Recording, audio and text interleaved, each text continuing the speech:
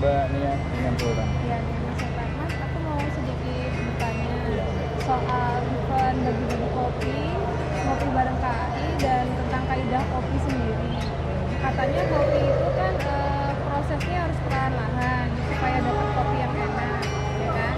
Nah, sementara target dengan ngopi bareng KAI ini bakal dibagikan 50.000 cup kopi.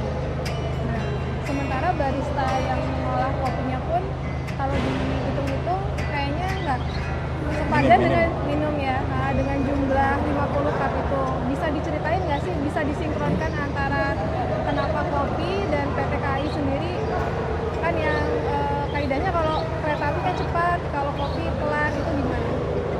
Nah, gambarannya begini, inilah tugas dari seorang barista. Jadi seorang barista itu bisa menyuguhkan menyuguhkan sebuah seduhan dari satu kopi menjadi minuman kopi. Ada beberapa kaidah dalam menyeduh kopi.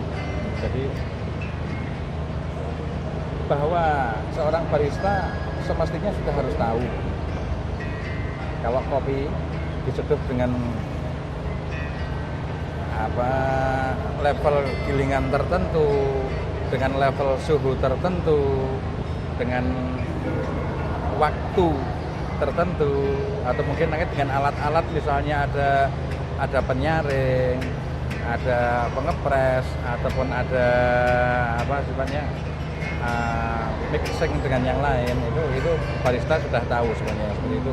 Itu menjadi satu kaidah barista bahwa itulah yang harus dimiliki keahlian-keahlian seperti itu. Jadi kalau level dari kopi ini sudah diketahui level gorengannya, dia harus paham. Kalau dia dikejar waktu antara sinkronisasi, kalau ini semua terburu-buru seperti ini karena sudah menjadi satu target bahwa dia harus tepat, dia harus cepat, dia harus sama dengan hasil seperti yang diharapkan. Ya, pada dasarnya kesempurnaan itu memang butuh sesuatu juga, syarat-syarat untuk sempurna itu terpenuhi. Tetapi sebagai seorang barista itu juga harus memahami, meskipun hasilnya itu tidak 100% sempurna, tetapi semaksimal mungkin dari kondisi waktu yang ada bisalah dilakukan. Contohnya, karena jumlah minimnya seorang barista yang ada dalam event ini, yang pertama itu, yang kedua alat-alat yang dibutuhkan karena kondisi dalam satu reska yang berjalan itu mungkin tidak bisa 100% dipenuhi ya seperti yang diharapkan oleh seorang barista, maka harus mengambil satu sikap, terus melanjutkan dalam satu pemikiran, mengambil satu keputusan, apa sih yang harus saya lakukan untuk mendapatkan kopi yang setidak-tidaknya bisa dirasakan oleh beberapa orang, meskipun karakter yang akan dikeluarkan dari satu kopi ini nggak bisa 100% seperti yang diharapkan oleh barista itu sendiri. Jadi baristanya sudah hafal kaidah kopi sendiri dan dia sudah tahu harus bagaimana ya pada saat posisi seperti itu ya. Setidak-tidaknya sebagai seorang barista itu paham cara brewing, cara menyeduh. Yang pertama setelah melihat, oh ini level kopinya seperti apa, lalu dia mau grinder seperti apa, lalu dia mau seduh pakai air suhu berapa, dia mau berapa lama dia mau membuat satu ramuan ini menjadi satu titik rasa yang pas, itu barista sudah paham. Itu bekal ilmu dasar namanya untuk menyeduh melakukan satu seduhan ya.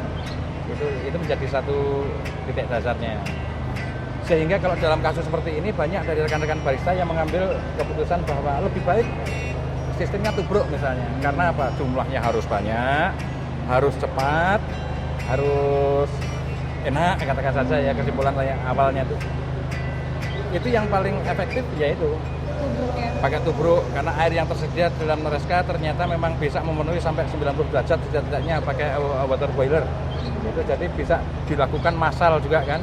Jadi ditubruk, setelah proses tubruk itu selesai ini bisa disaring.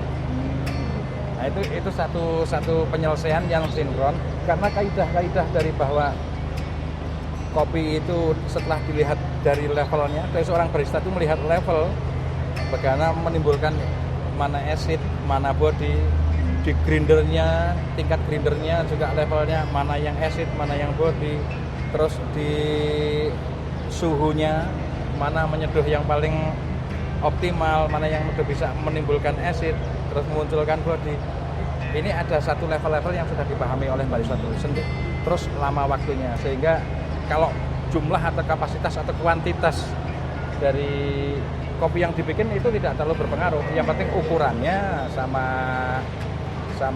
apa namanya kebutuhannya bisa seimbang, sehingga menghasilkan kopi yang satu perbandingan yang bisa dirasakan cukup enak gitu. Oh, terima kasih Mas Foton. Iya, sama-sama Mbak Nia.